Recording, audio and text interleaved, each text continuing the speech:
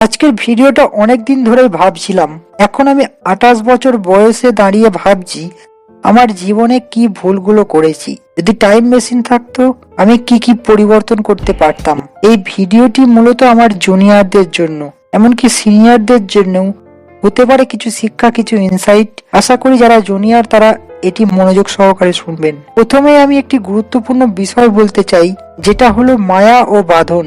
জীবনে আমরা অনেক কিছুতে মায়া ধরে ফেলি। এই মায়া শুধু সম্পর্কের মায়া নয়, যে কোনো অর্জনেরও হতে পারে।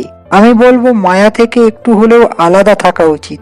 কখনো কিছুই পার্মানেন্ট থাকে না, সেটা সম্পর্ক, ধনসম্পত্তি বা অন্য কিছুই হতে পারে।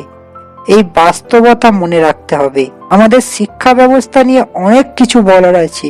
আমরা সবসময় শুনে আসি যে কঠিন পরিশ্রম করতে হবে, কোচিং করতে হবে, কিন্তু সমস্যা কি, আমরা যখন পরীক্ষার জন্য প্রস্তুতি নিই তখন কি আমরা জানি যে এই সিলেবাস আমাদের জীবনে কতটা কাজে লাগবে? কেউ বলবে আমি আইআইটিতে চান্স পাবো, কেউ বলবে মেডিকেলে, কেউ বলবে আমি ইউনিভার্সিটিতে পড়বো, কিন্তু তারপর সেখানে গিয়ে জীবনের অন্য সমস্যা শুরু হয়। পড়াশোনা তো জীবনের একটা রাস্তা, কিন্তু জীবনের আরেকটা দিক হলো নিজের ভালোবাসা খুঁজে বার করতে হবে। আপনি যেটা ভালোবাসেন সেটাই করুন, কিন্তু তার সাথে এটাও নিশ্চিত করতে হবে যে সেই কাজ আপনাকে অর্থ উপার্জনে সাহায্য করবে। এখন আসি, আমাদের মাঝে যেটা একটা বড় সমস্যা হয়ে দাঁড়িয়েছে তা হলো জীবনে কখনোই কিছু সৃজনশীল বা নতুন কিছু করার চেষ্টা করা হয় না। আমরা বিশেষ করে যারা মধ্যবিত্ত পরিবারের একই রুটিন অনুসরণ করে চলি, সবসময় মুখস্থ পড়াশোনা আর জীবনের পরীক্ষার ফলাফলটাই সব থেকে গুরুত্বপূর্ণ মনে করি, কিন্তু সেখানে হবির গুরুত্ব কোথায়? বিশেষত এখনকার প্রজন্মের মধ্যে মদ বা সিগারেটের নেশার প্রতি একটা অদ্ভুত আকর্ষণ দেখা গেছে। আমি বলবো এগুলো থেকে দূরে থাকুন। স্মোকিং, মদ্যপান আমাদের ব্রেনকে ধ্বংস করে দেয়। মদ খাওয়া বা সিগারেট খাওয়া সাময়িক আনন্দ দেয়, কিন্তু দীর্ঘমেয়াদী ক্ষতি করে। আমাদের ব্রেন যা একদিন আমাদের জীবনকে অনেক কিছু দিতে পারে, সেটা যদি নষ্ট হয়ে যায় তাহলে আমরা কোথায় যাব?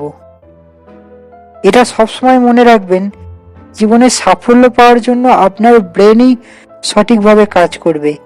তাই যদি আপনি কোনো কিছুতে আসক্ত হন, যেমন নেশা, তা থেকে বেরিয়ে আসা খুবই কঠিন, কিন্তু নিজের স্বাস্থ্য এবং সুস্থতার কথা ভেবে বেরিয়ে আসা উচিত। কারণ স্বাস্থ্য এবং সুস্থতা সবার আগে। একবার যদি ব্রেন স্লো হয়ে যায় তা পুনরুদ্ধার প্রায় অসম্ভব। আমি শুধু একটা কথাই বলতে চাই, জীবনটা কখনো সোজা পথ নয়। মাঝে মাঝে আপনাকে ভুলগুলো স্বীকার করতে হবে এবং সেইগুলো থেকে শিক্ষা নিতে হবে। আপনি কখনোই অতিরিক্ত চাপের মধ্যে পড়ে কোনো কিছু করতে যাবেন না, কারণ সেটা কখনোই আপনাকে সঠিকভাবে সফল করবে না। আপনার জীবনকে ভারসাম্যপূর্ণ রাখুন, নিজের ভালো লাগা খুঁজে বের করুন এবং তাতে সময় দিন। প্রতিদিন কিছু না কিছু নতুন শিখুন এবং সেই শখের মধ্যে দিয়ে নিজের উন্নতি করুন।